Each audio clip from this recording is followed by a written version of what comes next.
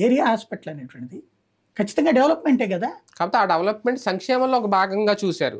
సంక్షేమమే ఆ డెవలప్మెంట్ అన్నట్టుగా నాకు చూశారు. అర్థం కానిది ఏంటంటే డెవలప్మెంట్ అంటే సంక్షేమం కాబట్టి ఏంటి, ఏ డెవలప్మెంట్ అంటే సంక్షేమంతో కాకుండా దేనికి వెళ్తుంది? ఇప్పుడు మనకు రోడ్డు వేసాడు, రోడ్డు అంటే అది సంక్షేమమే కదా. ఫ్యూచర్లో నేను అడుగులు ఎరగకుండా ఉంటుంది, నువ్వు సక్రమంగా వెళ్తావు.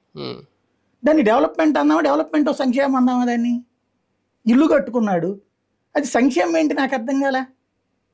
ఒక ఇల్లు వచ్చిందంటే నీ జీవితం డెవలప్మెంట్ కదా, నీ ప్రాంతంలో ఒక మనిషి జీవితంలో సెటిల్ అయ్యాడు కదా, అది డెవలప్మెంట్ కాకపోవడం ఏంటి? జగన్ పరిపాలనలో ఇదే ఈ కోఆర్డినేషన్ మిస్ అయ్యిందా? ఎందుకంటే జగన్ ప్రయారిటీ ఒకటి, అధికారుల ప్రయారిటీ ఒకటి, ఎమ్మెల్యేల ప్రయారిటీ ఒకటి అన్నట్టుగా చూస్తున్నారు. ఇప్పుడు దేనికి దాన్ని డివైడ్ చేసి మాట్లాడుతున్నారు. ఇప్పుడు ఫస్ట్ నుంచి రాజకీయం చేయడం చేతకాలేదు జగన్కి. ఎలా మాట్లాడాలి, ఏం చెయ్యాలి చెప్పలేదు అతను ఎప్పుడు. వాళ్ళు చెప్పేవాళ్ళు, వాళ్ళ పేరేంది, ఐపాక్ వాళ్ళు, వాళ్ళు రాజకీయ నాయకులు కాదు కదా. వీళ్ళకి స్వేచ్ఛ లేదు. బేసిక్గా ఏంటంటే నాయకుడితో విపరీతమైనటువంటి కోఆర్డినేషన్ ఉంటే అసలు ఈ గొడవ ఉండదు.